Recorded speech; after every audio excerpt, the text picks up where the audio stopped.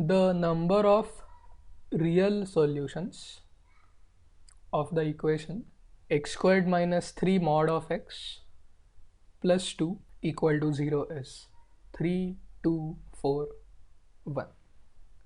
Now the difference between this equation and the standard form of the quadratic equation is this equation consists of the modulus function.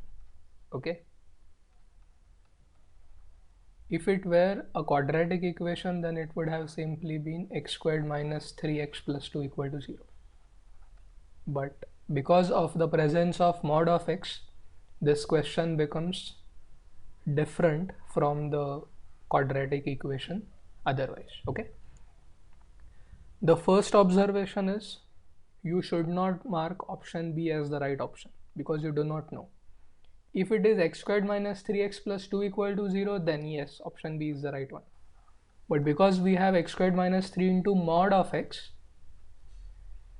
we cannot mark option B, at least at this particular stage. Okay, the other thing which they may change here is instead of x squared, they may even give you square of mod x, but that does not make any difference.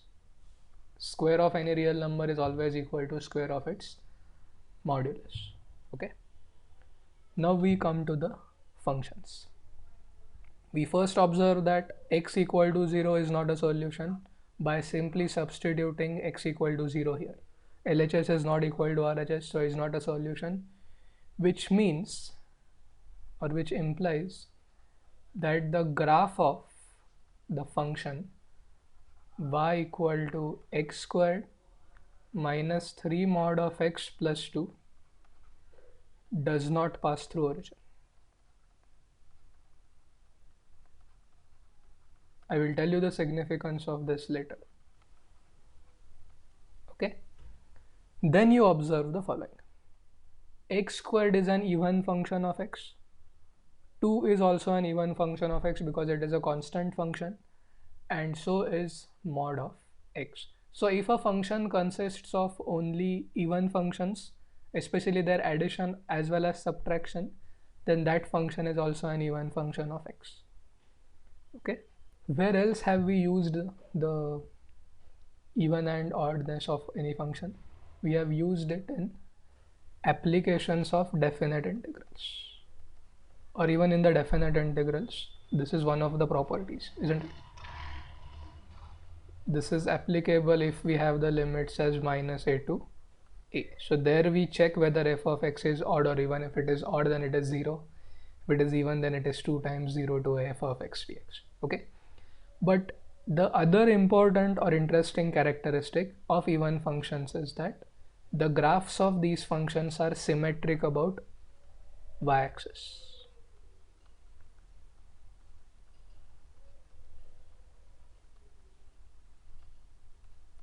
Okay, which implies because of the symmetry, the quadratic equation, well, I should not say the quadratic equation, I'll say the given equation must have the even number of roots. Okay, because if f of x is equal to 0, then by the property of the even functions, f of minus x also becomes equal to 0. Okay, so because of the symmetry, if the graph intersects the x-axis here, this will become the root of the corresponding equation. So will be this root. Okay, so if this is a, then minus a will also be the root of the equation, and we have already checked that x equal to 0 is not a solution, so the number of roots should always be even, which then eliminates options a and d because they are odd numbers. Then we come to the point, what effect does the modulus function have on the equation? Suppose x is greater than 0. Okay, if x is greater than 0, then mod x is equal to x. Yes, so the given equation then reduces to x squared minus 3x plus 2 equal to 0, x greater than 0. So if you solve it, very straightforward, the roots will be plus 2 and plus 1. You can either use the formula or splitting the middle term, anything would do. Okay, now from our analysis, from this particular step, we can conclude that if x equal to 2 and x equal to 1 are the roots, then so will be x equal to minus 2 and x equal to minus 1. Why? Because of the evenness of the function. Okay, but you can also get it the other way. You can use the fact that if x is negative, then mod of x is actually minus x. Okay, so in the original equation, the second term is minus 3 mod of x, so it will now become plus 3 into x, because minus into minus is plus. If you solve this quadratic equation, then the roots will be minus 2 and minus 1 as expected. Okay, but there is no need to solve both quadratic equations. Solving one is enough. Okay, you can solve any one of the two, because the other two roots will be negatives of the roots that you are going to get. So what is the answer? There are 4 different roots. What are they? 1, 2, negative 1 and negative 2. These are the 4 roots of the quadratic equation.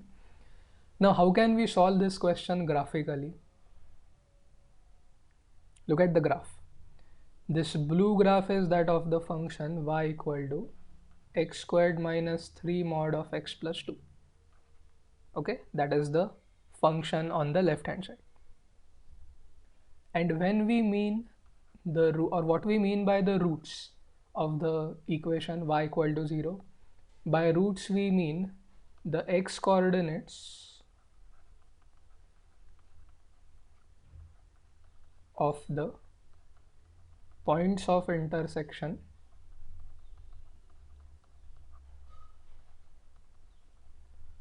of the given function with x-axis, because this is where y is equal to 0. Now you can see that there are 4 such points which are represented, or which have been shown by the white dots: minus 2, minus 1, plus 1 and 2. Okay, and as expected, the graph of this function is symmetric about the y-axis because it contains all even functions of x. And the other thing is, this function has a local maximum at 2 and at 0, and the maximum value is 2. But note that it is not differentiable at 2 because it has 2 different tangents. So the same function can also come in the, or as a function on differentiation, at how many points is this function not differentiable. So there's only one point, which is this, where the function is not differentiable but is continuous. Okay, then it has 2 local minima at these 2 points. Okay, you can calculate them by the first derivative tests, but in my opinion these values are plus or minus 3 by 2. Okay, from the graph. So the same question or the same function can be asked or can be framed in a question belonging to different topics. This time it was on quadratic equations, but I have told you that the same question may also come in the differentiability part or local maximum minimum